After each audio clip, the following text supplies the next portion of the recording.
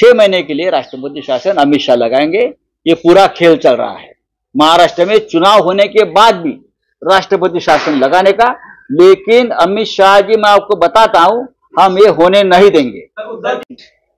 क्योंकि महाराष्ट्र की बात ऐसी है, भारतीय जनता पार्टी और उनके जो चेले चपाटे हैं, चोर लफंगे, उनके साथ वो चुनाव हारने जा रहे हैं। किसी भी हालत में जीत नहीं पा रहे।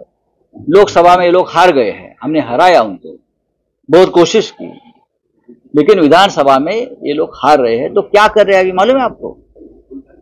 जो वोटर लिस्ट है उसमें गड़बड़ और घोटाले कर रहे हैं। चुनाव आयोग को से हाथ मिलाकर चुनाव आयोग उनको मदद कर रहा है।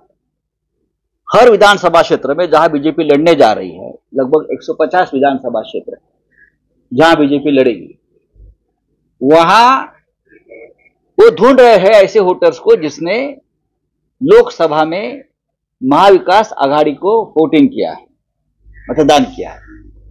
ऐसे हर विधानसभा क्षेत्र से 10,000 वोटर्स वो निकाल देंगे, डिलीट कर रहे हैं, और उनके जगह पर 10,000 बोगस वोटर्स को डाल रहे हैं, क्योंकि हमारा जो जीतने की संभावना है वो कम हो जाए, क्योंकि कांटे की टक्कर है कुछ जगह पर। ये सबसे बड़ा घोटाला हमारे लोकतंत्र में चुनाव आयोग की मदद से होने जा रहा है।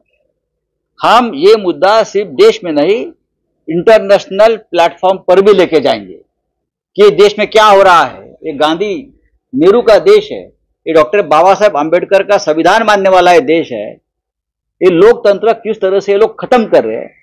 चुनाव आयोग गृह मंत्रालय के अखत्यार में आता है, तो मुझे लगता है उसके लिए जिम्मेदार अमित शाह जी है। आपको हमारे साथ लड़ना है तो मर्द की तरह सामने आइए, चुनाव लड़िए, लोगों में जाकर लड़िए, आपको पता चलेगा क्या है ये। आप हारने के डर से इस तरह से अगर घोटाले करेंगे तो देश नहीं रहेगा। 4 प्रमुख नेता इस पूरे मास्टरमाइंड, इस पूरे घोटाले के कौन नेता है? चंद्रशेखर बावनकुळे ने तो एक विशेष प्रशिक्षण शिविर लिया नागपुर में कि एक घोटाला हम कैसे करना चाहते हैं और कैसे कर सकते हैं, पूछे उनको। विशेष शिविर लिया है और ये जिम्मेदारी जिनके पास दी है उसमें से एक व्यक्ति को विधान परिषद में जो गवर्नर नॉमिनेशन में जो एमएलए हुए हैं ना, उसमें से एक व्यक्ति को ये पूरा जिम्मा दिया है। उसमें से उसने शिंदे गट को और अजित पवार को नहीं लिया है, सिर्फ बीजेपी के ही मतदार संघ जो है, चुनाव क्षेत्र है, उसमें ऐसा हो रहा है। उसका मतलब है शिंदे को भी ये अब हराने वाले हैं और अजित पवार को भी हराएंगे। लेकिन आरोप लगा रहे कि आप लोग हारने के डर से नया शगुफा छोड़ रहे हैं। बावनकुळे से हमको ये बात सीखने की जरूरत नहीं है। बावनकुळे जी, आप कभी भी सही तरीके से चुनाव नहीं लड़े और नहीं जीते हैं। मैं आपको ये बताना चाहता हूं, आपने जो घोटाले शुरू किए हैं उसका पोल खोल हुआ है, अभी आपको भागना पड़ेगा। राष्ट्रपति शासन लगा सकते हैं ऐसा आपने देखिए, 20 तारीख को चुनाव होगा महाराष्ट्र में, 20 तारीख को चुनाव, 23 तारीख को होगा काउंटिंग, और 26 तारीख तक हमको सरकार बनाने की मुदत दी है। 26 को सरकार बनानी पड़ेगी, 23 को अगर काउंटिंग होता है तो 24 तक काउंटिंग चलता है। ये महाराष्ट्र बहुत बड़ा स्टेट है, दुर्गम भाग है, एक 2 दिन लगता है मुंबई में पहुंचने के लिए। तो एमएलए 2 दिन से यहां कैसे पहुंचेंगे, सरकार कैसे बनाएंगे?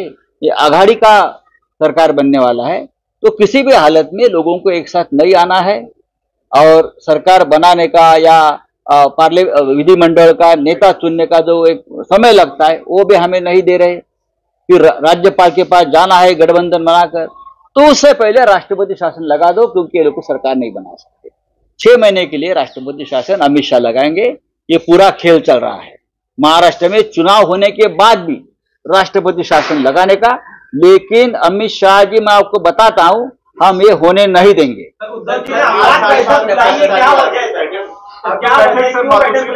आज 12:30 बजे एक अर्जेंट बैठक हमने बुलाई है, उद्धव साहब ने, शिवसेना प्रमुख ने, सभी प्रमुख नेताओं की, और 12:30 बजे हम मातोश्री में बैठेंगे और कुछ महत्वपूर्ण निर्णय हम लेने जा रहे हैं। Thank you.